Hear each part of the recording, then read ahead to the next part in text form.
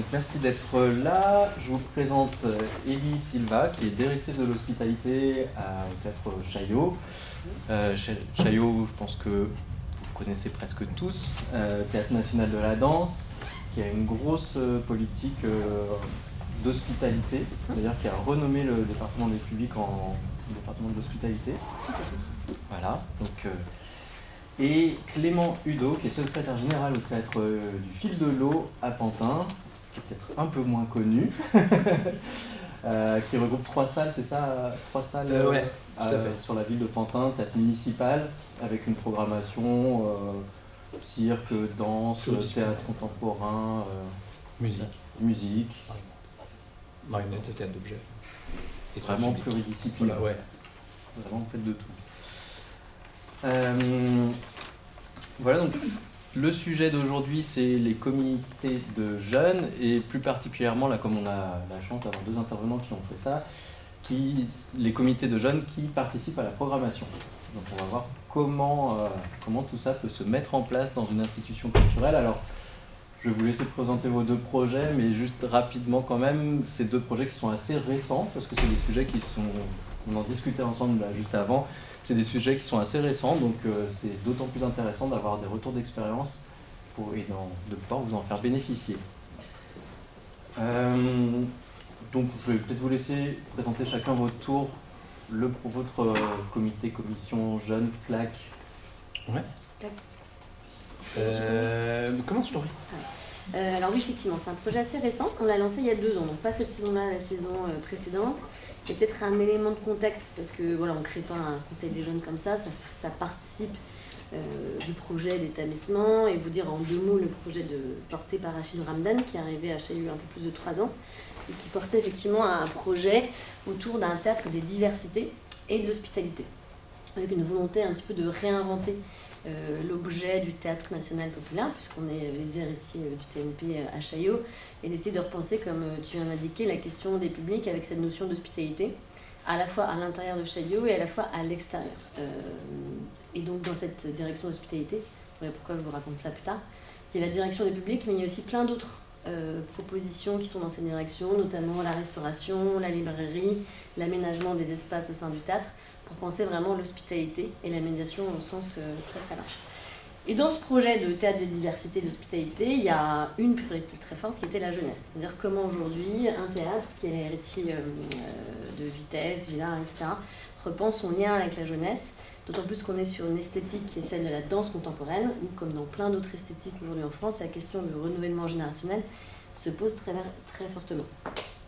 Alors même que en fait, la danse, c'est évidemment l'art par excellence qui est pratiqué par tous les jeunes, dans la rue, dans les réseaux sociaux, mais dans une institution dite théâtre national consacrée à la danse contemporaine, il y a ce challenge de dire comment on arrive à être à l'image de la société française. Donc grosse priorité sur la jeunesse, et cette priorité sur la jeunesse, elle se décline par tout un tas d'actions, dans notre attention à la jeunesse sur la programmation, dans l'ensemble des dispositifs d'action culturelle qu'on crée. On parlait tout à l'heure des Chaillot Colo, voilà, on a créé plein de dispositifs d'EAC dans cette adresse à la jeunesse. Et puis dans tout ce chaînon sur la manière dont on peut faire du renouvellement générationnel une priorité, on s'est dit que le chaînon le plus important, c'est de se dire qu'il faut aussi qu'on ne parle pas pour eux, il faut aussi qu'on leur donne leur place et qu'on soit juste et aligné avec leur regard sur notre programmation, avec leur regard sur notre théâtre et la manière dont on peut les aider à nous donner de manière la plus juste possible leur vision et leur curseur à eux. Donc on l'a créé il y a 2 ans, très rapidement. C'était un appel à candidature. On a reçu environ 200 propositions. On a constitué un petit groupe d'une 30aine de personnes de 18 à 25 ans.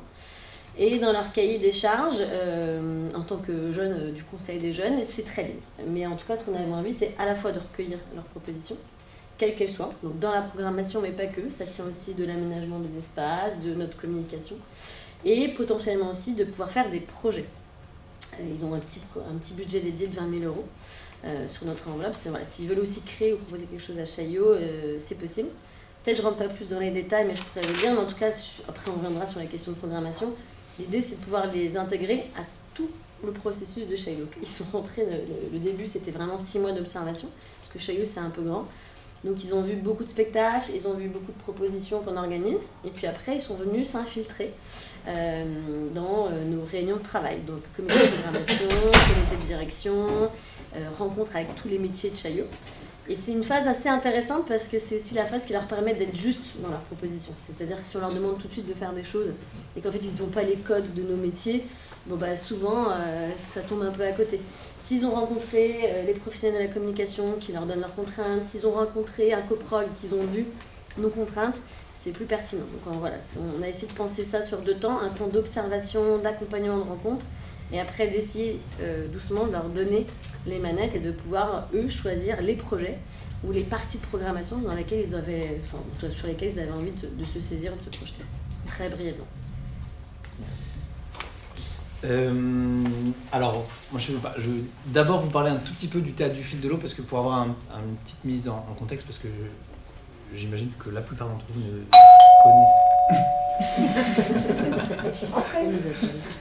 ne connaissez pas cet endroit. C'est un théâtre en régie directe municipale. Et donc la régie directe, donc ça veut dire que moi, je suis, en vérité, on est le théâtre du fil de l'eau, mais en fait on est la saison culturelle de spectacle vivant de la ville de Pantin. Et je fais partie du pôle spectacle vivant de la ville de Pantin. Donc on a 3 lieux et dont on n'a pas forcément, on programme dans 3 lieux, mais c'est pas 3 lieux dont on gère le planning aussi. Donc il y a un certain nombre le contexte régie directe municipale fait que dans la programmation et dans les RH et dans la mise en place des projets, etc., et dans la communication, parce que peut-être que vous ne connaissez pas le théâtre du fil de l'eau, parce qu'on n'a pas de site internet par exemple, il y a un certain nombre on est assez contraint par plein de choses. Voilà.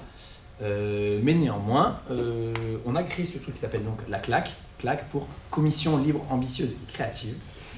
Et donc en fait c'est un projet de jeunes programmateuristes qui s'adresse à des jeunes de 15-17 ans. On se disait âge lycée.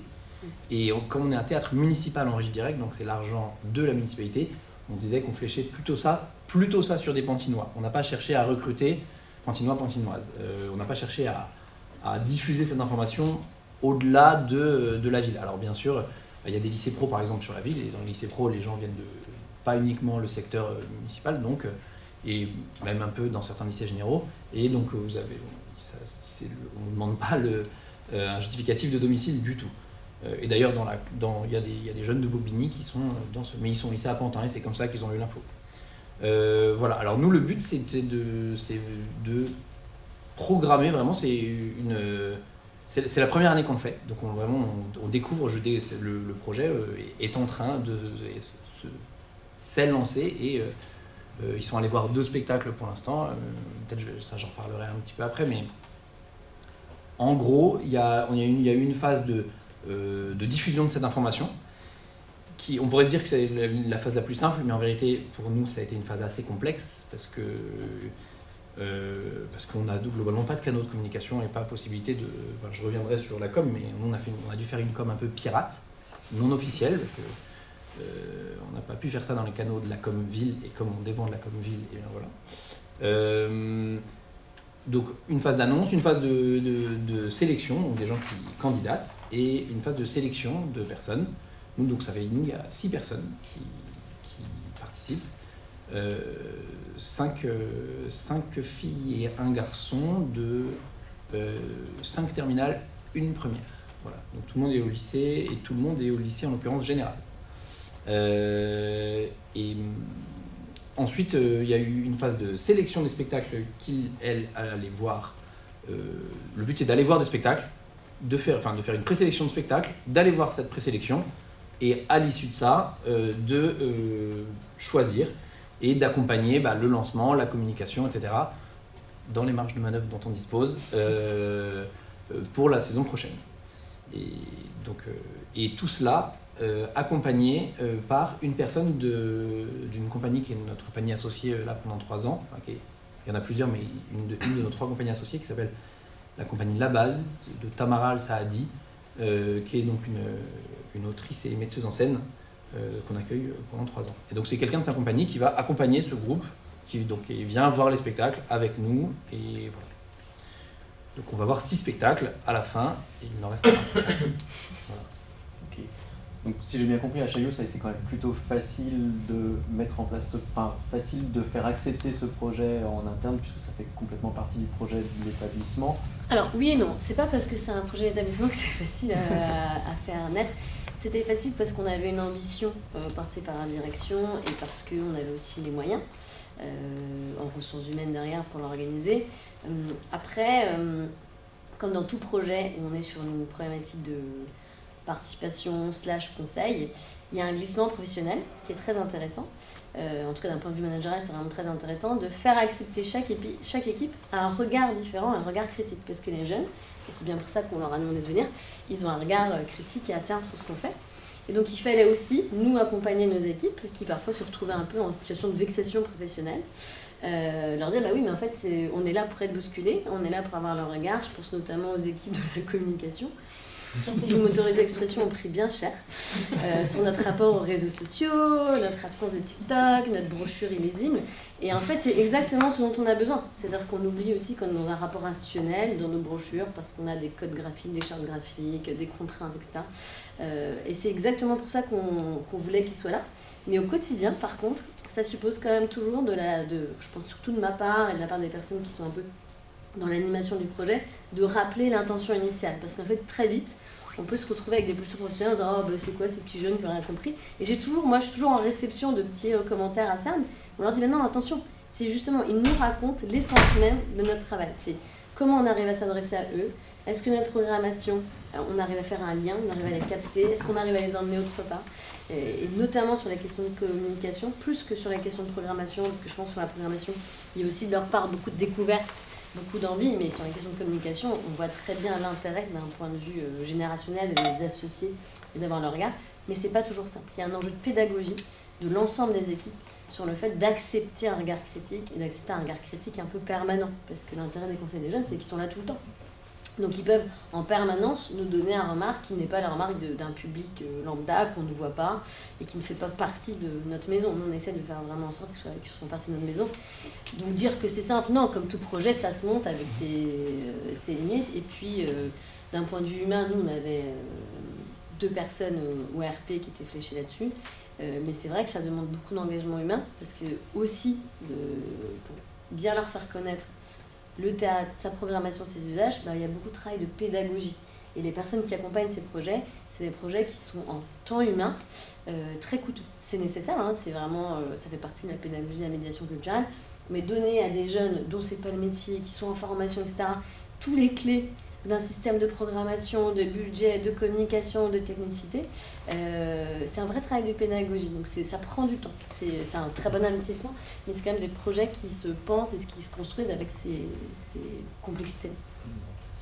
Moi, je vais rebondir effectivement là-dessus. C'est absolument vrai. Et nous, il se trouve que je pense que, en fait, on n'a pas tant de difficulté à convaincre du bien fondé de cette... sachant que nous, ça reste limité, mais parce que nous-mêmes n'avons pas la main, par exemple, sur ce qui se passe dans notre bar, parce que nos bars, c'est forcément des appels d'offres, et nous-mêmes n'avons pas la main sur ce qui se passe dans notre com, donc forcément, les choses deviennent un peu limitées. Donc si jamais on veut impliquer, en fait, nous, ça part d'un truc on veut impliquer de la jeunesse, enfin les jeunes, sachant que c'est des jeunes qui viennent pas mal depuis qu'ils sont en fait petits, parce que quand même, c'est assez rare quand tu arrives à 17 ans et que tu es dans sauf si tu es allé dans un IME éventuellement, mais même à l'IME de Pantin-Hiver, c'est assez rare les gamins qui sont pas venus plusieurs fois voir des spectacles et qui n'ont déjà pas visité les théâtres de Pantin. Donc ça c'est très chouette. On voulait envie, et il y en a pas mal qui intègrent notre équipe d'accueil, etc. Un peu comme finalement la MC 93 le fait pas mal sur les jeunes locaux qui participent au Conseil des jeunes et en fait deviennent ouvreurs, ça trouve des jobs. Éventuellement, ça prend des services civiques, des stages, ce genre de choses. Et nous, il y a un peu de ça. Une ancienne élève qui intègre l'équipe d'accueil, etc. Donc il y avait ce truc on les implique, et on les implique dans les interstices qu'on a. Et il se trouve que nous, une des interstices qu'on a, parce qu'à Pantin, on a quand même une liberté de programmation qui est même très bonne. En fait, le maire ne se mêle pas de ce qu'on programme. Et honnêtement, je me demandais parce que justement le contexte municipal en général, c'est... Et c'est, j'ai de nombreux, je pourrais avoir de nombreuses revendications à faire à mon maire, mais il y a une chose qui est sûre, c'est que celle-ci, on va lui mettre à son crédit, c'est que on programme ce que l'on veut. En revanche, le maire, il écoute aussi les bruits de la rue et le contexte de la ville de Pantin. Donc c'est une ville qui est donc vers la porte de Pantin, à côté du parc de la Villette. C'est une ville qui se modifie assez rapidement avec un phénomène de gentrification, mais assez ciblé dans certains endroits de Pantin. Pantin, c'est une grande ville avec des quartiers avec beaucoup une complexité urbanistique parce qu'il y a le cimetière parisien, un énorme faisceau SNCF, le canal, plusieurs routes nationales d'envergure qui font qu'il y a des quartiers qui sont... Il y a plein de gens qui habitent à Pantin depuis très longtemps qui ne sont jamais allés dans un des quartiers de Pantin dans lequel il y a 10% de la population qui vit derrière, vers Fort d'Aubervilliers.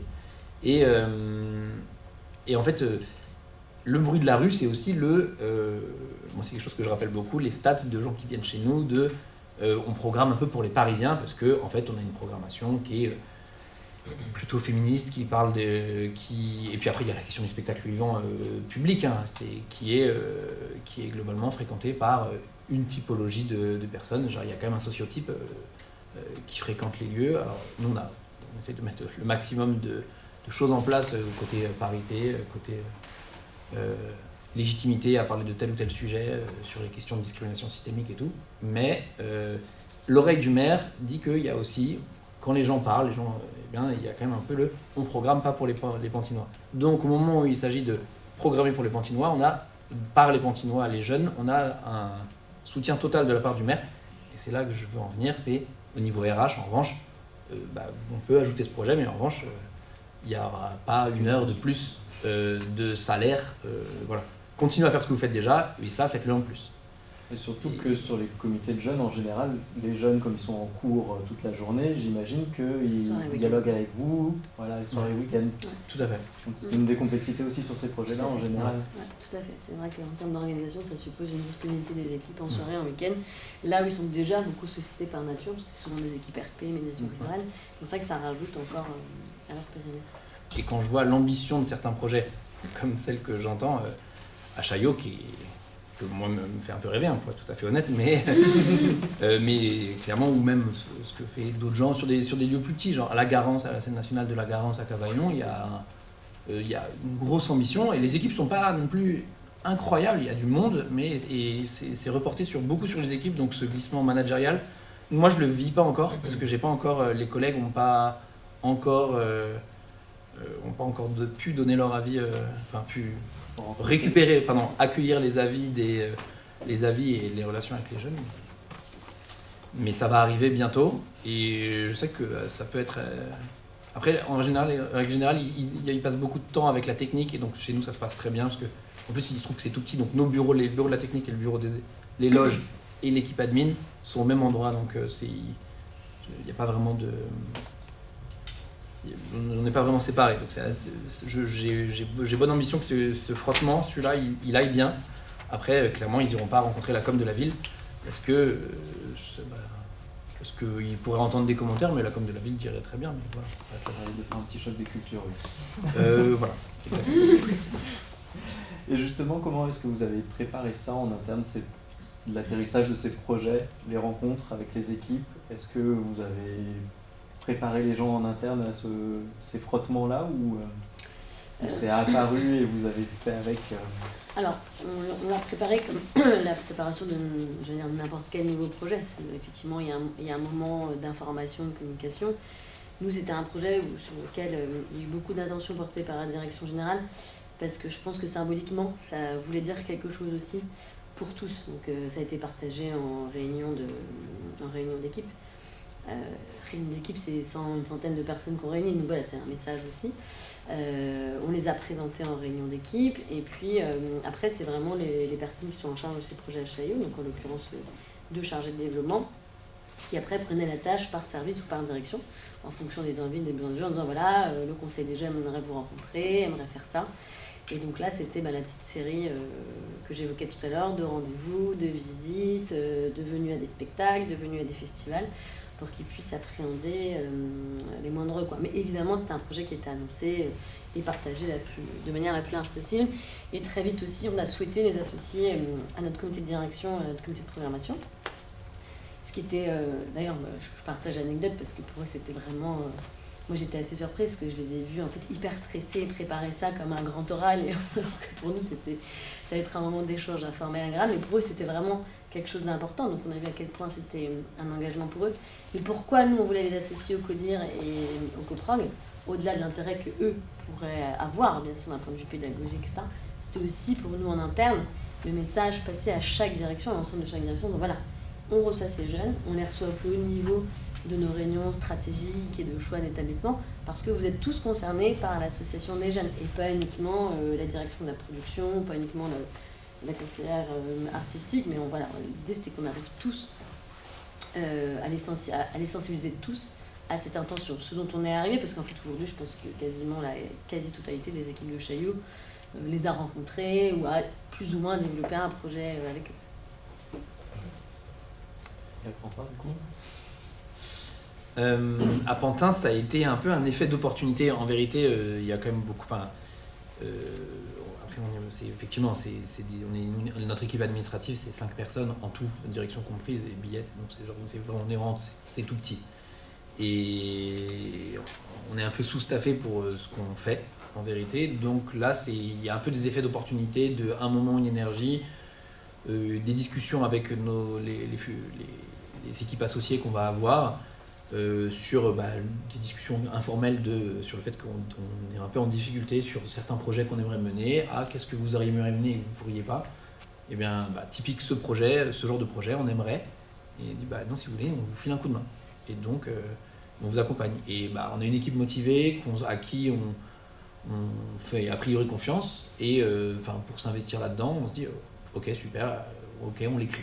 Et donc j'ai écrit des choses alors qu'en vérité j'aurais pu passer davantage de coups de fil avant d'écrire les choses parce que mais c'était aussi l'exercice de moi le penser et de voir dans quelle direction en fait je pars, dans toutes les directions dans lesquelles je suis parti, et au fur et à mesure des coups de fil que je passais là où les endroits où ça se faisait en fait un espèce de benchmark toi sur ce que tu as fait finalement dans ton écrit, mais de voir comment ça se passait dans tous les sens, c'était assez intéressant de faire cet exercice.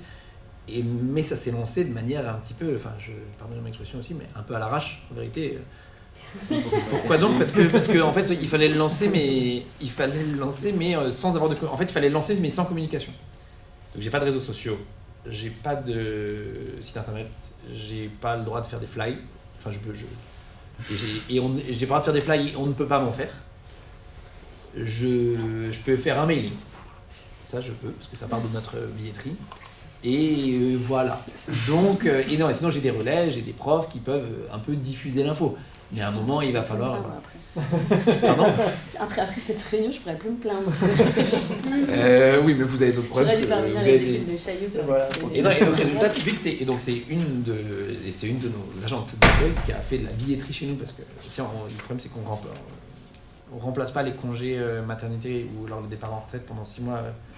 Après, en vérité, c'est les difficultés qui sont liées en fait aux collectivités locales. Aujourd'hui, sur la ville de Pantin, il y avait une bâche éditée par la ville qui disait on retire 5 millions, où je les prends, le maire écrivait on les prend où 5 millions en moins sur le budget. Effectivement, il y a de moins en moins d'argent dans la collectivité et on demande de plus, et il y a du désengagement sur des choses. Et puis là, c'est un projet qui se développe, mais en même temps, Pantin étant une ville qui se gentrifie, mais aussi avec des difficultés aussi très fortes, notamment sur l'habitat insalubre, des choses qui coûtent hyper cher. Au quartier des Catcheurs, ça coûte hyper cher. Et, je connais aussi que c'est pour de vrai aussi qu'une municipalité en régie directe, en fait c'est soit nous, soit quelqu'un, soit une personne en RP, soit quelqu'un, un dentiste ou quelqu'un qui va faire l'accueil d'un centre municipal de santé. Donc c'est comme si on comparait, qu'est-ce qu'on met, Chaillot ou la PHP. On voulait des chirurgiens ou vous voulez des artistes. Il y a un peu un truc, et comme nous c'est dans la même enveloppe, eh bien, c'est la même problématique au niveau de l'État. Voilà, donc c'est la même question. Et sachant que nous, c'est un petit truc. Donc on a fait un truc, c'est vraiment un peu en mode pirate, main d'œuvre, on fait un truc nous-mêmes. Donc, Et après, c'est vrai que la question donc des un peu à l'arrache, ça moyens, c'est validé. Ouais, la question des moyens, elle est assez cruciale sur ces projets-là, parce qu'il faut quand même des moyens humains, au moins. C'est ce que je veux dire. Moi, ce qu'on s'est aperçu, pour être tout à fait transparent avec vous, on avait dédié un premier budget de 20 000 €, comme je vous le disais tout à l'heure. En fait, la première année, on ne l'a pas dépensé. Parce qu'en fait, effectivement, l'enjeu, il est essentiellement humain. Parce que je pense qu'on peut, de manière très maligne, arriver à les faire intervenir à des endroits où, en fait, nous, on engage déjà des dépenses. Donc, c'est déjà nos crédits de fonctionnement qui sont fléchés. Mais simplement, l'endroit de la décision, on la déplace et c'est plus que nous tout seuls, c'est nous avec d'autres issus de la société civile, c'est les jeunes, mais ça pourrait être d'autres aussi. Et en fait, on a été très étonnés parce qu'à la première année, on a rendu quasiment tous les crédits. Parce qu'en fait, toute la phase d'observation, finalement, ne nous avait rien coûté, sauf qu'effectivement, on leur offrait des billets, mais bon, c'était pas de l'argent, etc. Et puis avant qu'ils arrivent à leur projet, puis leur projet n'était pas nécessairement coûteux même. Là, on arrive vraiment sur de la production cette année, où ils vont nous faire des propositions de diffusion d'artistes en musique ou d'aménagement d'espace. Ça nécessiterait un peu de moyens. Mais je pense qu'effectivement, même si nous, on est international, donc c'est pas comparable, on a les moyens, mais c'est plutôt la manière dont on arrive à être, et c'est là je pense qu'on se rejoint, malin pour faire en sorte qu'ils puissent proposer des idées et des principes où nous, on est déjà potentiellement dans la décision. En fait, il faut juste arriver à les associer à cette décision. Je pense que même un conseil des jeunes pourrait vivre, en fonction des moyens, pourrait vivre sans crédit. Mais par contre, il faut des personnes. Il faut des personnes pour pouvoir accompagner ces jeunes, leur donner des clés, etc. Et puis peut-être juste pour rebondir sur ce que tu disais, sur la préparation, je te rejoins aussi sur le fait que nous, on avait fait un benchmark en amont des initiatives qui existaient déjà en Ile-de-France. Il y en a plusieurs, hein. On n'a pas été les premiers. Évidemment, à la NC 93, à la Gaîté Lyrique aussi, il y en a un, et au Théâtre de la Colline, où c'est plus des jeunes reporters, etc. Mais en tout cas, on n'est pas le premier théâtre national, le scène national à l'avoir pensé. Et ce dont on s'est aperçu en faisant le benchmark, c'est qu'en fait, la manière de penser un conseil des jeunes, elle est forcément à l'image de l'établissement et de son territoire. Typiquement, à la MC 93, les échanges qu'on a vus avec eux, c'est pas comparable. Et ce qu'ils nous ont vite dit, de par leur sociologie publique et leur implication sur leur territoire, il y avait quelque chose de l'ordre plus de l'action culturelle et de l'accompagnement. Nous, on n'en était pas là parce qu'effectivement, notre adresse à la jeunesse, elle est plus large, ce qui ne peut pas dire que ça ne pourrait pas le devenir dans un autre temps sur un enjeu de diversification des publics. Mais on est forcément à l'image de notre projet, de notre dimension, de notre sociologie, et qu'en fait, les règles de fonctionnement, voilà, typiquement, on est sur des théâtres avec des fonctionnements très différents entre la régie municipale et internationale. Mais en fait, le projet il se fait à l'image du projet des établissements et de ce qu'on a envie de raconter à travers l'association des jeunes. Et je pense que pour le coup, le benchmark, il peut être assez réduit parce que, exactement comme tu l'évoquais, ce qui est intéressant, c'est de dire qu'est-ce qu'on a envie, nous, de faire, de porter avec cette jeunesse, avec les... Après, c'est plus sur les écueils organisationnels. Typique, nous, on l'a lancé et on arrivera à ça un peu après, mais je pense qu'on se serait dit... je pense qu'il faudrait... Je vois les pistes d'amélioration, de planning, d'organisation, etc. Que nous, les erreurs qu'on a faites, typique, moi, on va aller voir des spectacles dans plein de lieux pour qu'ils le programment l'année prochaine. En fait, si jamais je contacte les lieux, le choix des spectacles, on le fait trop tard, en fait. On l'a fait en octobre et en fait, il y a plein de spectacles méga complets. Donc, bonjour, est-ce que je peux avoir 10 places ? Il faut vraiment faire des textos à des directions pour qu'ils forcent leurs équipes à nous donner 10 places ou essayer vraiment de se faufiler, ou de temps en temps, c'est juste pas possible. Si jamais dans les spectacles qu'ils présélectionnent. Et même sur les contraintes de planning aussi, j'imagine qu'ils vont sélectionner le spectacle fin d'année en juin, quelque chose comme ça. Non, nous, il faut que ça soit... En fait, on doit rendre notre programmation très tôt. Dire, oui, pour que ça s'insère dans Exactement. Et il se trouve que le délai, nous, pour rendre la progra et pondre et avoir une plaquette, la plaquette sort fin août, début septembre, et il faut qu'on ait rendu la plaquette, la progra nickel sans tout fini au 31 mars. Donc il y a 4 mois, ça prend 4 mois à la com de la ville de constituer cette plaquette. Et il faut que, nous, début mars, il faut qu'on ait choisi. Et qu'on se soit assuré, et qu'il fasse un classement d'ailleurs. Parce que la prod en plus, vous soyez assuré que les artistes étaient... Exactement, mais alors ça c'est c'est une présélection qu'on fait avant, ça justement. D'accord. On s'assure que tous les trucs qu'on leur propose peuvent tourner, et nous on s'était donné comme contrainte que comme c'était un programme que sur un an, fallait que ça tourne, fallait que ça joue à l'automne suivant. On démarre à l'automne ce programme et on sélectionne à la rentrée, etc. Et en fait, ça joue sur un an et ça jouera à l'automne et ça se terminera par le spectacle qu'ils auront programmé. De plus en plus, je vois en parlant avec des gens que c'est quand même des programmes un peu plus longs. Vous, les 6 mois d'incubation, genre mais ça nécessite un investissement assez grand. Nous, il y a un truc, c'est qu'en vérité, c'est compliqué aussi pour les jeunes à qui on s'adresse, parce que c'est les jeunes, ça va effectivement avec la sociologie de Pantin, c'est des jeunes gens.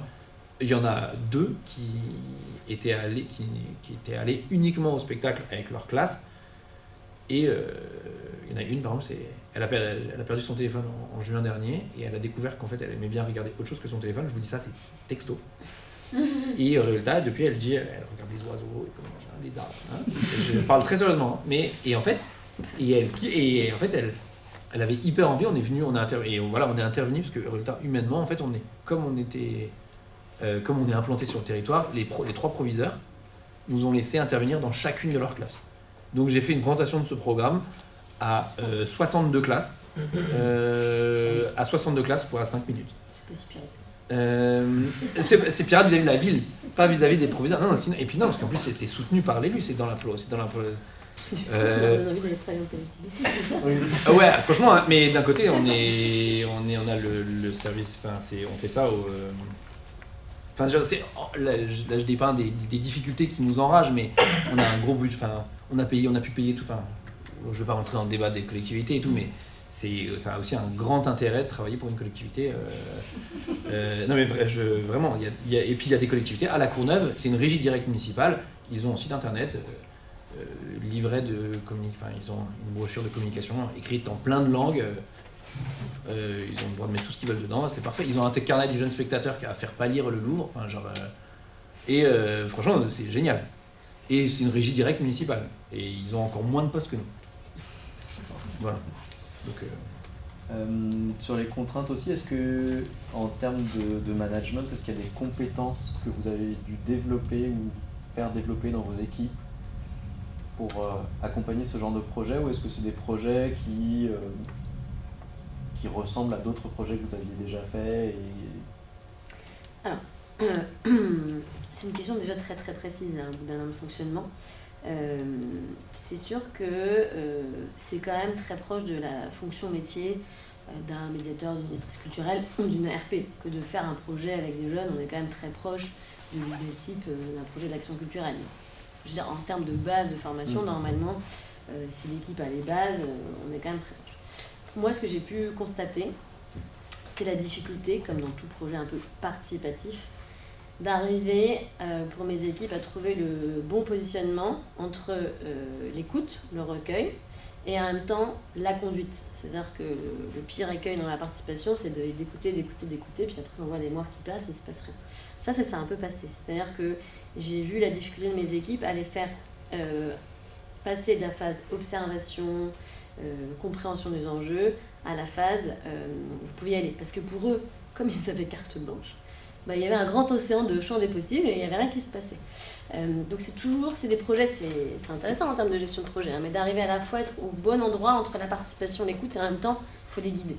Et c'est sûr que j'ai vu que mes équipes étaient un peu en difficulté d'amener cette zone de contrôle qui est nécessaire, parce qu'en fait sinon il ne se passe rien, sur que voilà, peut-être commencer à les orienter sur des thématiques, sur des typologies de projets, parce qu'en fait sinon on peut partir un peu dans tous les sens. Et l'année dernière, il y a eu 3 groupes de travail qui s'étaient créés, et clairement c'était trop.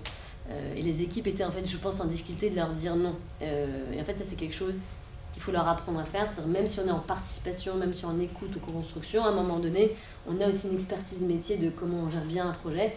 Il faut arriver à leur dire 3 projets, là il y avait un projet sur la communication, un projet sur un événement, et puis un projet sur l'aménagement des espaces. Typiquement, c'est quand on est avec 20-25 jeunes et qu'il reste 4 mois, c'est trop.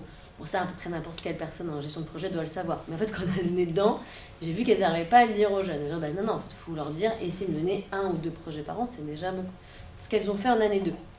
Et ça, pour moi, c'est plus l'écueil classique d'un projet de participation. C'est-à-dire comme on est à la fois à l'écoute, et en même temps, on reste un guide, on reste un accompagnement.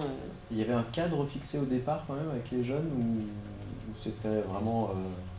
champ Alors, libre complet. Il y avait un cadre, mais c'était quand même aussi du ressort de la co-construction. Le premier cadre qu'on leur a dit, c'est qu'on se laissait quelques mois pour qu'ils puissent effectivement observer.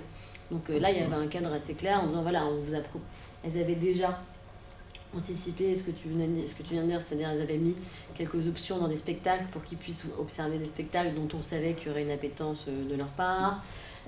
Et puis après, on leur a proposé de rencontrer des équipes. Donc, il y avait ce premier cadre d'observation.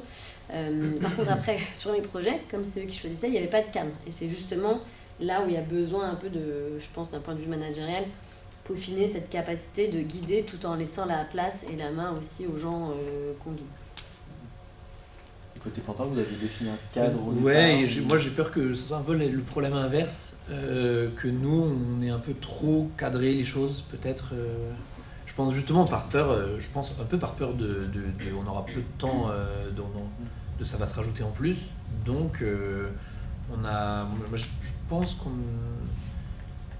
l'écueil que je perçois aujourd'hui, c'est que on est peut-être un peu trop, qu'on les ait peut-être un peu trop guidés sur le fait qu'on ait présélectionné les spectacles. Ça commence à m'interroger un petit peu, là, je vois au fur et à mesure de... Est-ce que... Alors, ils sont contents de découvrir les choses, hein, pour l'instant, les spectacles qu'ils ont vus, il se trouve que ça leur a beaucoup plu, etc. Et puis, ils ont sélectionné 6 sur 18 qu'on avait présélectionnés. Et il y en avait 35, mais 18 qui étaient possibles, parce que ça pouvait pas être un soir où nous, on bossait déjà, parce qu'en fait... Moi, je suis avec moi, et donc si jamais j'ai déjà une séance dans notre théâtre, dans mon théâtre, je peux pas être aux deux endroits, donc c'est réglé. Donc résultat, il y a des choses auxquelles on a renoncé. D'ailleurs, on aurait pensé que ça aurait été hyper bien pour eux à leur proposer, mais en fait, on ne pouvait pas l'accompagner, donc terminé, bonsoir. Donc il y avait quand même une présélection dans laquelle ils pouvaient choisir. Exactement, mais je me demande en fait si honnêtement, c'est assez ouvert, hein, et je pense que c'est différent, il y a une réponse différente pour chacune des structures qui mettent ce genre de projet en place, mais je pense que je me demande si jamais c'est si pertinent que ça, que nous on ait fait autant de... Voilà. Et le fait que nous, ça soit juste programmer un spectacle et pas programmer autre chose, et en même temps, il n'y a que là-dessus qu'on a les mains libres, donc c'est un peu... Pour nous, le verre est un peu dans la pomme au départ, mais en fait, je trouve ça hyper intéressant d'entendre qu'ils peuvent penser l'aménagement, avoir un retour sur la com, et un budget. Nous, on n'a aucun budget, pas oublié. On paye les artistes, mais c'est dans le cadre d'une résidence territoriale avec le département. Et donc, sinon il y a la billetterie, mais ça représente 500 € à l'année, quoi. Et alors bien sûr, il y aura le coût de programmation du spectacle, mais ça on ne peut pas considérer que c'est le coût du projet, parce que ça sera un spectacle en diffusion qu'on va vraiment juste accueillir. Donc, et puis le coût des invites pour eux et leur famille, lorsqu'ils viendront pour le spectacle qu'ils auront programmé. Et franchement, c'est à la main. Et donc, nous, peut-être un peu trop de cadre, mais qui vient, c'est assez bizarre, hein, parce que on est en même temps, on est très à la débrouille, on passe notre temps à faire de la récup et des trucs comme ça. Et en même temps, donc chaque victoire, d'un côté, ça, c'était une immense victoire. Les gens étaient au théâtre, on était tous fous de ce petit doc, parce qu'on avait réussi à avoir ça, à faire ça. Ça donnait de la valeur à ça. Mais je pense que le résultat, c'est trop contraint. En vérité, quand j'entends ces choses-là, je me dis... Et que peut-être je m'interroge aussi pour les jeunes, est-ce que c'est pas un peu trop calibré pour une programmation de spectacle dans un lieu, etc. Après, peut-être la différence aussi, c'est que vous n'êtes pas sur les mêmes tranches d'âge. À Chaillot, ils sont un peu plus Oui, c'est vrai que nous, on âgés. est sur des 18-25 ans. Donc nous, on n'a pas pris du public scolarisé. Et c'est vrai qu'avec les étudiants, nous, les 18-25 ans, c'est essentiellement des étudiants, pas que. Il y a aussi des jeunes salariés, mais c'est sûr qu'il y a une liberté. C'est-à-dire qu'on peut avoir des groupes à géométrie variable, venir voir un spectacle, comme on a un groupe entre 20 et 30, il y a des soirs ils sont 15, il y a des samedis ils sont 25. On a plus d'autonomie sur par rapport à leur disponibilité, ça c'est sûr. Oui, et puis en plus, le côté mineur, j'imagine qu'il faut des autorisations parentales. Ah ouais, que les sorties, c'est pas si simple. En fait, je les ai ramenés, je me demandais, mais j'ai ramené un peu l'autorisation parentale. On a demandé une lettre d'engagement des parents aussi pour dire... Parce qu'il y a les petits, enfin, il y a des petits, ils habitent à Bobigny ou aux Courtilières, ils n'ont pas le droit de sortir, enfin, les filles elles sortent pas, à part c'est telle heure, et donc c'est, ou je sais pas, et puis si jamais ils sont au lycée, il y a la pression du bac, pour un peu qu'il y ait des difficultés scolaires, en fait non, tu vas pas sortir, tu vas réviser en fait. ce genre de choses. Et donc en fait c'est une lettre un peu d'engagement des parents de vous allez faciliter la sortie à 6 soirées et à 3 ateliers, 3 après-midi d'ateliers qui vont ponctuer ces 6 soirées. Voilà, c'est un peu engagement de la famille. Mais à la Garance, je rebondis sur un autre lieu qui fait ça, donc à Cavaillon, et bien eux, c'est les plus petits. Et en fait, les parents sont même, genre, nous, dans le groupe WhatsApp, il n'y a que nous. Mais là, leur groupe WhatsApp, eux, il y a les parents aussi. Et ils sont entre 12 et 17 max. Et en fait, les parents étant impliqués, et bien en fait, l'investissement est aussi très, très grand. Nous, il y a un peu un truc aussi, c'est que, un peu comme n'importe quel projet d'un jeune en liberté, et ben, il oublie, il disparaît un peu dans la nature, il dit j'avais pas vu, et etc. Et donc ça c'est et nous c'est sur des petits groupes et on s'est dit par exemple typique dans la contrainte qu'on a mis, on avait dit il faut avoir participé à tout. Et le deal c'est à tout. Un peu comme le modèle d'adolescence et territoire entre l'Odéon, le T2G ou le TGP, TDG et l'Espace 1789, où c'est un projet dans lequel vous faut participer à tout, vous engagez à participer à toutes les séances, tous les stages, etc. Et ben nous, je m'étais dit, pareil, il faut qu'il y ait un engagement à tout. Et ben on se rend compte que... et puis un peu, on fait un peu les malins, on est 6. Si jamais il y en a qui disent, désolé, en fait, je peux pas, parce que en fait, ils ont décidé qu'ils pourraient pas, parce que... Alors après, on facilite les choses, mais pour l'instant, j'en suis pas rendu là, mais je serais bien malin le soir où il y en a une qui a des places pour aller voir tel truc, j'en sais rien. C'est le cas, là, mercredi prochain, il y en a une qui hésite, elle a une place de concert pour aller voir un truc, et je dis non, t'avais dit que tu venais. Enfin, et en même temps, je la comprends, enfin, elle a une place pour aller voir un concert avec sa copine, et puis nous, on n'a pas envie d'être dans un truc qui soit méga contraignant.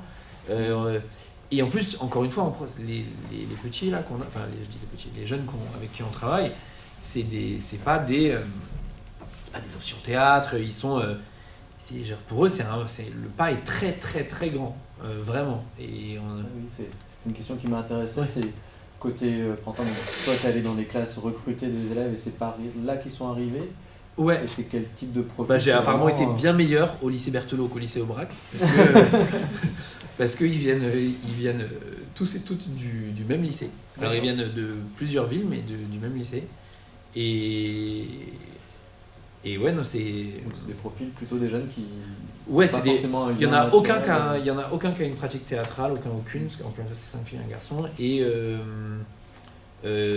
ouais, et puis leur lettre de motif, il fallait qu'ils nous fassent une vidéo ou une lettre de motif. Ou un texte qui était... c'était assez libre. Et c'est très varié. On voit qu'il y en a qui ont des niveaux scolaires tout à fait bons et d'autres pas du tout. Enfin, genre, pour qui c'est beaucoup plus scolairement c'est bien plus compliqué. L'écrit c'est une galère pour eux. Même la légitimité.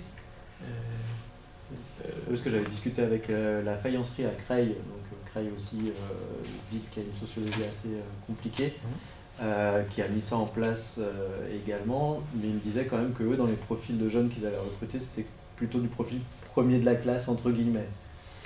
Et ben ouais, nous là, je vous dirais 2 et 2. 2 un peu premier de la classe. À recruter autre chose, et je me demande si... franchement, je ne sais pas quelle est la bonne solution. Parce que, on va voir comment ça se passe, et puis peut-être qu'il y aura un effet d'entraînement avec une espèce de réputation. Une fois que ça aura lieu, peut-être que la ville va nous soutenir, et que les instances de com nous soutiendront, et que on en parlera davantage, et que les parents peut-être encourageront leurs enfants, ou alors qu'eux ils le verront, qu'au lycée sera... On a été soutenu par les établissements, mais en vrai, je sais pas, je suis assez... elle est venue en robe de chambre quand on est au rond-point. Elle sortait, en fait, elle sortait de... Elle a pris sa robe de chambre, pas une vraie robe de chambre, mais un truc, et on allait au rond-point, et elle était en tatane, et c'était en... Et ouais, mais grave, et moi j'étais en mode... Et je me suis dit, la vérité, en fait, on va pas lui demander d'être autre chose que ce qu'ils sont, et le but de notre truc, c'est ça. Alors, en vérité, j'ai bien conscience du caractère un peu cliché de ce que je dis, mais d'aller sur les champs, mais il y a... en même temps, j'étais content de voir la diversité des profils. Voilà, nous, ce qui comptait, c'était que les gens, ils aient envie. C'est ça qu'on leur disait. Si vous avez envie de venir, si vous n'avez jamais vu un spectacle de votre vie, vous avez le droit. Juste, traduisez-le par une vidéo, par de l'écrit, comme vous voulez. Et ensuite, et c'est vraiment ça qui s'est passé. Il y avait des gens qui manifestement maniaient bien l'écrit, mais qui étaient un peu en mode bah oui, mais je voudrais faire aussi d'autres choses, je suis pas sûr de pouvoir être là tout le temps. Bah non, ça c'est. Ouais, parce que la question de la légitimité dans les publics, même les autres publics, c'est quand même une question qui est assez centrale aussi. Il y a quand même beaucoup de gens qui se sentent pas légitimes à ne serait-ce qu'à mettre un pied dans une institution culturelle. En fait, votre question, elle recoupe plein d'autres questions, d'après moi. Il y a la question déjà de est-ce que le comité des jeunes, le conseil des jeunes qu'on crée, a vocation à être une institution qui est à l'image de la société, donc qui regroupe sa diversité. Ça, c'est une vraie question, parce que du coup, ça pose d'autres problématiques qui sont analogues. Mais nous, on s'est posé cette question en amont, et on s'est dit pas forcément, pour des raisons de capacité à mettre en œuvre le projet. C'est-à-dire qu'on est convaincu que notre enjeu en tant que tel national, c'est de toucher toute la diversité des publics. Mais pour ça, on a un panel d'actions très large. Ça va de la tarification de la billetterie, ça va à tous nos programmes d'action culturelle, ça va à tout ce qu'on peut faire avec des jumelages territoriaux, avec le champ social, etc. Mais on s'est dit, est-ce qu'en plus, dans ce projet spécifique, on va entendre la jeunesse parler, est-ce que leur parole a moins de poids si elle n'est pas à l'image de la société ? Ce qu'on s'est dit, c'est que pour commencer, il fallait déjà qu'on arrive à les capter et à travailler avec eux. C'était notre premier défi. Et qu'après, effectivement, la question de la sociologie pourrait ramener une parole toujours plus juste, toujours plus pertinente, si l'adresse elle est plus large. Mais je pense que le premier enjeu, c'est effectivement de faire exister ce projet. Et comme tous les projets de participation, on s'adresse à des gens qui sont intéressés, qui ont du temps. Donc bien sûr, il y a ce biais. Et nous, on a eu ce biais à l'extrême parce qu'on a pu activer tous nos leviers de communication. Donc ça allait des réseaux sociaux à tout notre fichier contact jeune de billetterie de moins de 30 ans, donc à Chaillot c'était plusieurs milliers de personnes, à nos newsletters et en passant aussi à nos fichiers contact. Et dans nos fichiers contact, nous à l'hospitalité, on a tous nos fichiers d'action culturelle, donc les centres sociaux, etc. Donc on s'est posé la question de est-ce qu'on faisait une adresse spécifique à leur endroit pour qu'ils soient plus nombreux. Et au début on s'est dit non. On s'est dit déjà commençons pour voir comment on arrive à constituer des groupes et on regarde la sociologie qui va naître de cette adresse grand public, on va voir s'il y a un manque. Ce qu'il y a de sûr, c'est que dans les 30 jeunes qu'on a touchés, on est essentiellement avec un public étudiant et avec un public qui a un parcours sans grande vulnérabilité. Ça, c'est sûr, qu'on voit de par leur parcours. Mais déjà, dans un premier temps, la parole qu'on a recueillie d'eux, elle est riche à plein d'endroits, indépendamment de leur sociologie sociale ou culturelle, parce qu'ils nous disent des choses sur la communication, parce qu'ils nous disent des choses sur leur programmation, dont l'intérêt il est avant tout générationnel. Et après, effectivement, l'autre défi, c'est de faire comment cette parole, mais qu'on peut par ailleurs recueillir à plein d'autres endroits, hein, quand on fait de l'action culturelle et sociale, qu'on travaille dans le champ social, en fait, on est en permanence dans l'écoute de ça. Et c'est effectivement la question qu'on se pose pour le deuxième temps, c'est-à-dire est-ce que quand on va renouveler la cohorte, parce que là on est parti sur 2 ans avec eux, et l'objectif c'est de renouveler avec une nouvelle cohorte au bout de 2 saisons, c'est est-ce qu'on refait le même procédé et qu'on essaie de l'enrichir peut-être avec quelques partenariats plus resserrés, parce qu'on est en partenariat en jumelage avec les centres sociaux, avec les associations, où on permettrait à certains jeunes de venir sans le procédé de sélection. Parce que nous, on a fait un procédé de sélection puisqu'on avait beaucoup de candidatures, on avait 200, et on a décidé de retirer tous les projets avec des gens qui, en fait, faisaient aussi acte de candidature, et il y en avait certains qui voulaient faire des projets de danse. Donc on les a tous évacués en leur disant que c'était pas l'objet. Parce qu'effectivement, de danser eux-mêmes. Voilà, Okay. Exactement. C'est pas un projet de pratique artistique amateur, c'est vraiment un projet de concertation sur la vie de l'établissement. Donc on en a écarté quand même quelques-uns de ce point de vue-là. Et après on a fait du tirage au sort pour essayer de faire le maximum d'égalité des chances. Donc peut-être qu'on repartirait là-dessus en greffant à travers des partenariats sociaux des profils de jeunes avec qui on a travaillé dans des colonies, dans des classes, dans des classes à PAC, voilà, et qui pourraient être intéressés, dont on pourrait faire en sorte qu'ils aient une voix aussi, sans forcément avoir eu connaissance d'un appel à participation où il faut déjà être connecté sur le site d'un théâtre, avoir lu la newsletter ou avoir été dans un fichier contact, qui est un biais en soi. Mais j'aurais tendance à relativiser parce que je pense que chaque projet ne peut pas répondre à toutes les sociétés, à tous les enjeux de notre travail auprès de la société. Donc c'est pour ça qu'on s'est dit déjà créons un projet qui a du sens, qui est bien mené, et après si on voit qu'on est tout projet, mais bon, allez voir les conseils de quartier ou choses comme ça, les biais sociologiques sur la participation, c'est partout. Et j'allais dire un peu pareil. Déjà, qu'on ait des gens. Parce que je dis qu'on a sélectionné des gens, mais on a eu 9 candidatures, non 6. C'est pas... Et en vrai, tant que les gens étaient motivés et s'engageaient à être présents, c'était ça et qu'ils avaient âge lycée. 15-17, si t'étais plus grand, si t'avais sauté une classe ou si tu redoublais, on s'en fichait aussi, c'était bon quoi. Voilà, donc oui, je crois que je n'ai pas grand chose à rajouter sur ce que tu viens de dire. On fait déjà il y a plein de choses qui justement répondent à ces questions-là. Là des gens, faisons que ça existe, faisons qu'il y ait un groupe. Et je disais, faisons aussi qu'il y ait un groupe. Moi je voulais que l'aventure, alors ça c'est un peu à titre personnel, mais aussi avec les collègues, on partageait un peu ce truc. On avait envie que ça soit une belle aventure à vivre pour les jeunes. Et c'est pour ça que le premier truc que je t'ai posé tout à l'heure quand je suis arrivé, c'est la question des colos. Moi j'ai fait 15 ans de colo et en anime et en direction, et j'étais en mode, je me dis, c'est vraiment des belles aventures. Je voulais qu'ils vivent, j'avais envie qu'ils vivent une belle aventure ensemble. Et donc c'était ça, ce truc-là. Donc après il y a la question de faire groupe, et la question des sociotypes, je pense, quand il s'agit de faire groupe, ça peut aussi ne pas être évident, sans être un mauvais film. Il faut quand même aussi se poser des questions. C'est pas à nous de nous les poser, mais il faut pas se raconter trop d'histoires non plus sur la facilité à faire groupe de n'importe quel. Quand on voit les relations entre tel établissement et tel établissement, par exemple, ils viennent tous du même lycée. En vrai, si jamais je faisais des blagues sur le lycée Aubrac, si jamais j'en avais d'Aubrac et d'autres de Berthelot, après ils participent à un projet de théâtre, voilà, mais il y aurait un peu, je me pose cette question, ils se font des blagues de quartier. Et voilà. Donc il faut que ça va faire, mais il faut que ça fasse un peu groupe. Et d'ailleurs, je vois même les deux ça commence à prendre, mais les deux qui étaient un peu, qui avaient été en difficulté scolaire manifeste, on voit qu'au début, avec les 4 autres, c'était un peu moins facile. Je sais pas, quand on était dans le métro, être un peu plus à 2 et un peu plus à 4. Voilà. Donc nous, on est attentifs à ça. Il se trouve que là, ça y est, ça prend bien, mais... Ça reboucle un petit peu sur ce qu'on se disait un peu tout le long, je surveille l'heure là aussi pour ça. Sur ce qu'on se disait, c'est que c'est des projets ce genre de projet participatif, de toute manière, il faut s'adapter un petit peu au fil de l'eau, au contexte, avoir quand même une idée claire au départ de où on veut aller, de ce qu'on a les moyens de faire, et puis après s'adapter un petit peu tout au long du fil de l'eau. Mais justement, comment est-ce que vous pensez, alors pour Clément c'est peut-être un petit peu tôt, mais modifier les choses, adapter le projet pour les prochaines fois?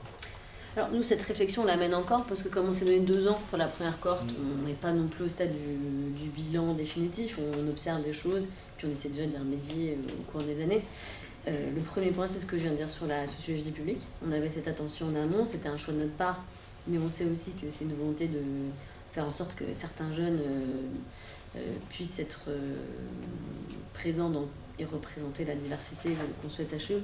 Même si, encore une fois, pour relativiser mon propos, on est avec des jeunes qui n'ont pas eu un parcours de vie difficile ou en grande vulnérabilité, mais on a quand même une sociologie différente, parce qu'il y a des salariés, il y a des étudiants, qui sont dans des parcours qui n'ont rien à voir. Donc on voit quand même de gens qui travaillent dans du commerce, en passant par l'histoire, et qui font groupe aussi, alors qu'ils n'auraient pas fait groupe autrement que par leur intérêt là-dessus. Donc fin de la parenthèse, je pense notre réflexion sur la sociologie, voir est-ce qu'on peut greffer d'autres types d'entrées pour assurer une plus grande mixité.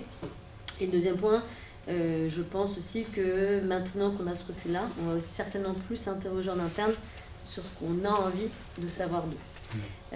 Je m'explique, eux ils ont très envie d'être à la manette de projet, mais moi, alors je vais essayer de le dire du bout d'air, un projet du Conseil des jeunes parmi tant d'autres, d'un point de vue institutionnel, pas pour eux, c'est pas plus intéressant qu'un autre type de projet d'action artistique et culturelle qu'on ferait avec des jeunes. C'est-à-dire, c'est super qu'ils fassent de l'aménagement d'espace à Chaillot ou qu'ils programment potentiellement un groupe dans un de nos festivals.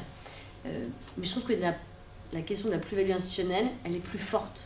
Et que pour nous, c'est intéressant de raisonner de ce point de vue-là. Et typiquement, leur association sur la communication, pour nous c'était hyper intéressant parce qu'ils disent des choses avec une acuité qu'en fait aujourd'hui toutes les équipes professionnelles n'ont plus par définition parce qu'on est dans un cadre et donc il y a des endroits comme ça où faire venir la jeunesse, je trouve d'un point de vue institutionnel c'est très pertinent et je pense que certainement qu'on va renouveler la cohorte, on se donnera plus le droit de dire ce sur quoi on a envie de les interroger nous. Alors qu'avant il y avait un peu, voilà, c'était une première page, donc on attendait de voir. Et c'est quand ils nous font des propositions d'aménagement d'espace, c'est très bien. Ils disent aussi quelque chose de la manière dont ils veulent être dans les espaces.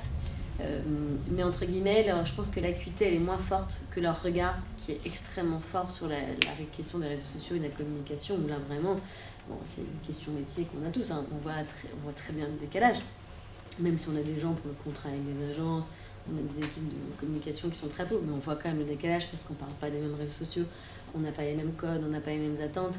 Et moi, honnêtement, j'ai une vraie attention en tant que directrice d'hospitalité sur notre rédaction adresse du grand public et de la jeunesse, parce que les brochures de saison en danse contemporaine, c'est quand même encore un petit travail. Hein. Donc moi, je me bats pour tout relire. Donc voilà, c'est des enjeux de corporation, d'intérêt des théâtres qu'on arrive à faire. Mais les avoir, eux, c'est un appui formidable. Parce qu'en fait, ils nous disent, là, cette photo, on ne comprend pas. Et en fait, les gens oublient que les compagnies nous envoient dans leur dossier, pardon, hein, mais des photos habitables, des phrases théoriques de 8 lignes, et qu'en fait, ça, personne ne comprend, y compris les plus grands esthètes en danse contemporaine. Mais, et donc, j'exagère le propos. Mais simplement, nous, on est toujours dans une espèce de pudeur professionnelle. On se dit, non, je ne vais pas couper la phrase. Alors, je pense qu'il faut la couper, leur dire qu'on n'a plus le droit d'écrire comme ça. Mais les jeunes ont cette légitimité à l'extérieur qu'on n'a pas quand on est professionnel. C'est-à-dire qu'on n'a pas forcément le côté téméraire que je viens d'avoir à l'adresse des compagnies ou d'autres. Les jeunes, en tout cas, ils ont cette légitimité-là d'avoir un regard extérieur des gens à qui on ne parle pas. Et moi, par exemple, je trouve que d'un point de vue institutionnel, les utiliser dans le bon sens du terme, c'est-à-dire avoir leur prise de parole, leur liberté, leur légitimité dans tout ce qu'on crée, dans tout ce qu'on dit, qu'on écrit à l'adresse publique, ça, je trouve que c'est vraiment très intéressant. Donc, moi, en tout cas, c'est un peu là-dessus que je chemine, c'est-à-dire aussi comment nous, en tant qu'institution, on s'appuie sur eux pour enrichir notre projet et pas uniquement dire on vous donne du temps ou des espaces pour faire quelque chose. On fait plein de projets d'action digitale, mais aussi savoir bien utiliser leurs paroles parce qu'on peut, grâce à eux, bouger des cases importantes. Et du coup, je me demande, mais est-ce que vous arrivez déjà à évaluer un peu l'impact de ça sur le public? Est-ce que ça change vraiment l'adresse? C'est encore la question de l'impact sur le public. L'impact sur est-ce que ça change des choses sur, par exemple, en com? Est-ce que... Alors, en com, ça c'est sûr. En fait, pour moi, il y a différents niveaux d'impact. Il y a l'impact en interne, c'est-à-dire comment le fait qu'il soit là arrive à bouger. Et typiquement, l'histoire que je vous raconte sur la com, c'est sûr, parce qu'en fait, juste parce que les équipes le ressortent régulièrement. Donc en fait, quand il y a cette attention, etc. Et encore, je vous parle de la brochure, mais je vous parle même pas des réseaux sociaux, parce que leur regard sur TikTok, c'est hyper savoureux. Mais donc ça, c'est sûr. C'est sûr que maintenant, il y a une attention de certains professionnels sur la manière dont les jeunes nous voient, nous perçoivent et comment on doit progresser. Ça, en termes d'impact, c'est évident dans la pratique professionnelle. Par contre, sur la fréquentation des jeunes, en réalité, leur regard, c'est qu'un élément parmi 10 000 choses qu'on fait sur la programmation, la tarification, les projets d'action culturelle, les partenariats. Donc c'est, sans dévaloriser du tout l'impact de ce qu'on fait, mais c'est une goutte d'eau parmi d'autres qui font que d'un seul coup, un projet part à la jeunesse, est retenu par la jeunesse. Et en fait, au tout début du projet, on avait un peu cette ambition qu'ils soient un peu comme ambassadeurs. J'ai beaucoup discuté de ça avec ma direction générale qui me disait mais on ne peut pas les utiliser encore une fois à bon escient, c'est-à-dire pour qu'ils disent moi je suis un ambassadeur de Chaillot, c'est-à-dire que voilà j'ai une place privilégiée, regardez, venez voir. Ça les intéressait pas du tout. Et en fait, c'est là où justement il faut savoir les utiliser à bon escient, c'est-à-dire quand ils veulent pas, on doit pas être là. On doit être là sur ce qu'ils ont envie de nous dire, ce qu'ils ont envie de faire. Mais là il y avait un peu le côté est-ce que vous avez envie d'être ambassadeur? Certains sont prêtés au jeu, il y a 2-3, comme d'autres dispositifs que vous connaissez, du type ambassadeur, du pass culture, et d'autres, c'était pas. Et donc, c'était aussi là, pour nous, une vraie vigilance de, à ce moment-là, s'ils veulent pas, il faut pas qu'on leur demande ça. C'est pas ça le contrat entre nous. Donc voilà, ça c'est sûr que je pense qu'en termes de bilan, ça sera voir jusqu'où ça peut être intéressant et pertinent pour nous, de nous appuyer sur eux et les questionner. Et jusqu'où on continue à leur laisser leur place avec la pertinence qu'elles peuvent avoir. Mais l'impact, honnêtement, je pense que l'impact sur la jeunesse, si on fait un week-end de programmation et que nous-mêmes on intègre une attention très forte sur la programmation jeunesse, ça aura bien plus d'impact qu'un conseil des jeunes. L'intérêt du conseil des jeunes, c'est plutôt qu'ils nous accompagnent comme ça au fil de l'eau et qu'ils nous disent plein de choses sur plusieurs choses, mais juste sur la programmation, encore, ils vont nous faire certainement découvrir des artistes qu'on ne connaît pas, ils vont avoir un regard certainement beaucoup plus sévère sur certaines de nos propositions, donc on s'enrichit de ça. Mais quand même, on reste des professionnels. En fait, le comité de programmation de Chaillot, si on fait un week-end 100% jeunesse, faire venir des jeunes, heureusement, on arrive encore à le faire. Ils vont nous faire découvrir des choses qui vont certainement nous permettre d'être plus impactants, plus justes. Mais l'impact, je pense qu'il est trop diffus pour qu'on arrive à bien l'évaluer. Et pour nous, c'est vraiment en cours. Oui. Nous, c'est en cours. Et les trucs qu'on veut changer, moi, je veux le lancer plus tôt. Je veux le lancer plus tôt pour éviter les soucis de... Je me pose la question de l'âge. Est-ce qu'on change l'âge ? Est-ce qu'on ouvre à des gens aussi plus âgés ? Ça, c'est quelque chose qui m'interroge aussi. Parce que là, ils sont justement dans un truc où ils sont encore jeunes, très pris par le bac, etc. Donc là, moi, en vrai, je m'autorise un peu à repenser beaucoup de choses. Enfin, le but, ce serait de le repenser vraiment de le rendre plus solide, en gardant la qualité de l'aventure et de la qualité de ce que, institutionnellement, comme tu disais, ça va nous apporter. Nous, pour que l'aventure elle soit chouette chez nous, qu'elle serve la progra. Alors après, il se trouve que nous, il y a une présélection, donc typique. C'est un peu biaisé, cet intérêt artistique, voilà, parce que... moi, je pense qu'il y a pas mal de choses qu'on va modifier, voilà, et il y a même un peu un enjeu, c'est j'espère qu'on va pouvoir le mener une deuxième année. Parce que je mange des heures des crédits d'heures d'agent d'accueil sur ce truc-là, que j'aurai plus l'année prochaine parce que j'ai une personne qui n'est pas remplacée pendant 6 mois, voire entre 6 et 8 mois. Donc ces heures-là, je vais devoir les réaffecter sur d'autres fonctions, qui est l'organisation de l'avenue du premier degré chez nous. Donc en fait, pas sûr que ça fasse une deuxième année. Moi, j'avoue qu'on a un peu un objectif modeste. Après, c'est intéressant de voir justement disons que nous, c'est vraiment le tout petit truc, et voir d'autres structures qui font des choses beaucoup plus construites. Nous, notre enjeu numéro 1, c'est que l'aventure soit belle pour LE, et qu'on arrive vraiment à les impliquer. En vrai, moi, j'ai très envie qu'il y en ait qui arrivent dans l'équipe d'accueil l'année prochaine, et qui s'investissent, voilà, parce que c'est... Donc ça peut, et il y en a qui, résultat, deviennent, ils ont envie de bosser là-dedans alors qu'ils faisaient pas des études de ça, ça faisait des études, ça partait en études d'histoire, et en fait l'investissement faisait que. Donc c'est à notre toute petite échelle là que, voilà, effectivement, on parlait des préoccupations de la société, là typiquement nous, il y a un des intérêts, ça va être celui-ci, mais effectivement ça va pas, je doute que moi ça va pas rajeunir le public de la saison de Pantin, mais il se trouve que nous, c'est pas un problème trop qu'on a.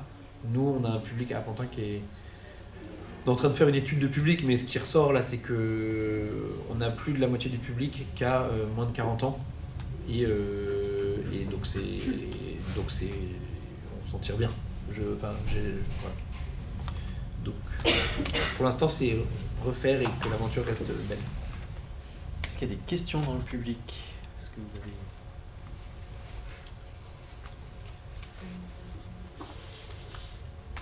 Au fond, il y avait une question d'abord. Vous venez de l'évoquer, mais moi depuis tout à l'heure, j'ai une question pour vous, Clément, qui est aussi on parle beaucoup de mixité dans nos publics, mais il y a aussi la question de la mixité dans nos équipes, et je suis pas sûr, pour les connaître un petit peu, qu'il y ait beaucoup de jeunes, des courtières par exemple, qui réfléchissent à des carrières dans notre secteur, donc c'est aussi ça un peu la beauté de votre projet aussi, ça va peut-être faire naître une envie, quoi. En vrai, on espère ça.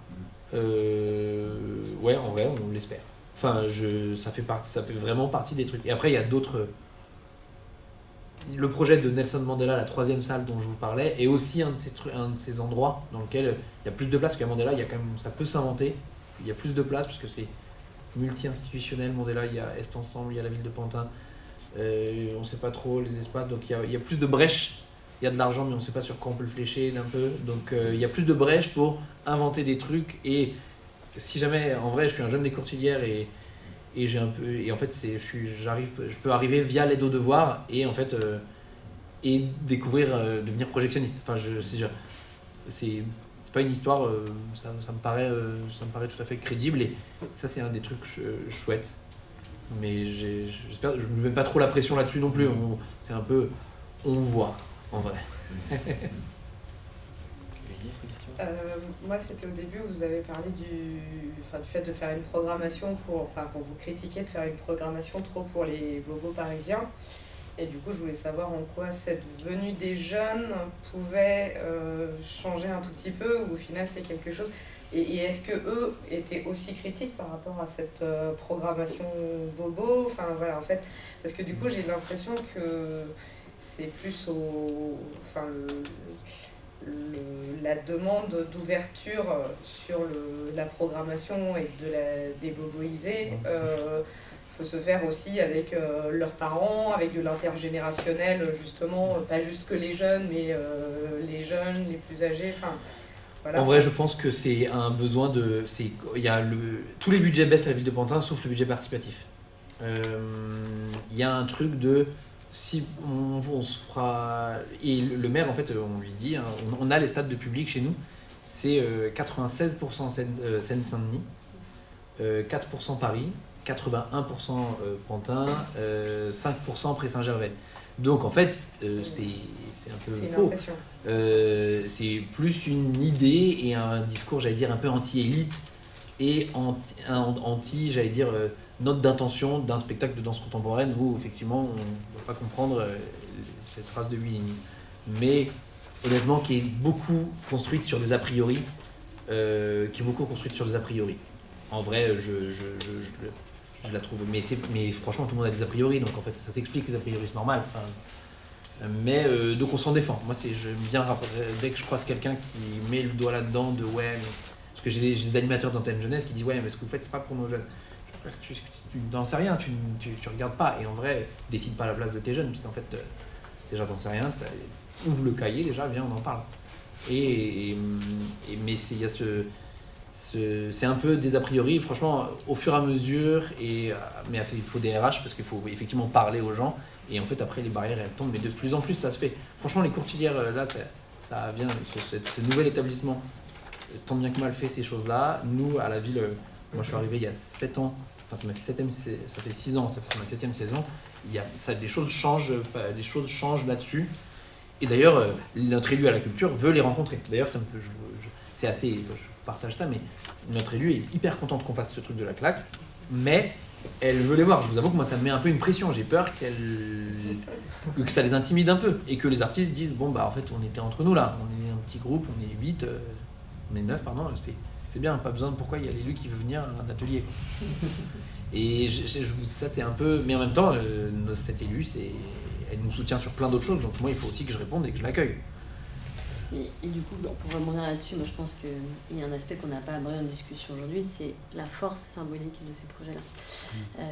Parce que sans vouloir mettre trop d'importance dans tout ce qu'on fait au quotidien, il y a quand même cet enjeu aujourd'hui de la démocratie dans la culture. C'est-à-dire, ce que tu es en train de dire, ce que vous avez soulevé, c'est l'image du secteur culturel de manière générale, et on voit bien que depuis quelques années, il y a cette tension, et ce qu'on est en train de traverser aujourd'hui politiquement par nos démocraties, on voit bien que le curseur culturel, on est en plein dedans, sur comment aujourd'hui les crédits publics sont à l'attention d'une petite frange de la population, ce qui, autorisez-moi une digression, n'est pas tout à fait faux non plus. C'est-à-dire qu'on sait que c'est les politiques publiques qui sont le moins redistributrices, indépendamment à qui on s'adresse dans la qualité de nos propositions. Il n'empêche, contrairement à plein d'autres politiques publiques, on sait qu'aujourd'hui, on n'est pas dans des politiques publiques redistributrices. Et si je ferme cette parenthèse, on sait qu'on est attendu là. On sait que ça fait partie de nos enjeux de société, du regard de ce que fait la culture et à qui elle s'adresse. Moi, je suis assez convaincue que ces démarches-là de participation, d'inclusion de certains pans de la société, c'est aussi une réponse symbolique au fait de montrer qu'en fait, c'est pas la culture, c'est pas un objet fermé, c'est du vivre ensemble en permanence, et qu'on fait des ponts avec des jeunes, avec des personnes âgées. On les fait souvent dans nos projets d'action culturelle et c'est pas toujours connu, mais souvent, je vois très bien, ces projets-là, ils ont une force symbolique et médiatique énorme. La preuve, on parle de ça, on parle pas de plein d'autres projets qu'on fait nous avec la jeunesse, qui nous permettent de toucher la jeunesse. Pourquoi ? Parce qu'il y a une force symbolique très importante, et moi je pense que politiquement au sens très large, c'est-à-dire dans la cité, le fait qu'un établissement culturel se dise, moi je m'ouvre à la cité, comité des usagers, comité des jeunes, etc., il y a aussi un élément où je pense qu'on répond à ça. On répondait déjà d'autres manières, en incluant d'autres populations. Mais je pense que la force symbolique de ces projets-là, dans les périodes qu'on traverse, elle est aussi importante, indépendamment de tout ce qu'on vient de se dire, de projets pédagogiques, artistiques sont intéressants. Il ne faut pas les estimer, et si on voit de plus en plus de grandes nations le faire, c'est pas pour rien. C'est parce que ça dit aussi quelque chose de ce qu'on veut faire dans la société, la manière dont on s'ouvre aux autres, alors qu'on se trouve sur d'autres projets, mais à pas les estimer, de mon avis. Moi, je pense que tu as tout à fait raison. Je suis tout à fait d'accord. Vraiment. Et les gens disent, il y a plein de gens qui ne s'intéressent pas à ce projet-là, ils ne nous fréquentent pas, mais ils disent que c'est très bien de le faire. Et je rebondis ça parce que tu parlais d'élus, et en fait, oui, on voit très bien, les médias, les élus, ça les intéresse parce qu'ils disent, ah bah tiens, vous participez avec d'autres personnes. Parce que souvent, le champ de l'action culturelle est moins connu, moins identifié, puis c'est des chiffres un peu confus. Moi, je vous dis, on touche 6000 jeunes. Bon, en vrai, comme vous ne savez pas combien de personnes on touche à Chaillot de manière générale, ça veut tout et rien dire, même à des professionnels de la culture. Alors quand on dit, on associe des jeunes, 20 jeunes toute l'année, là, d'un seul coup, il y a une force symbolique très forte. Alors que j'associe potentiellement 10 000 autres jeunes à d'autres moments sur d'autres projets. Et il faut retenir, quelque chose qui est symboliquement fort, ça nous aide aussi, nous, dans le projet qu'on veut faire passer. D'autres questions?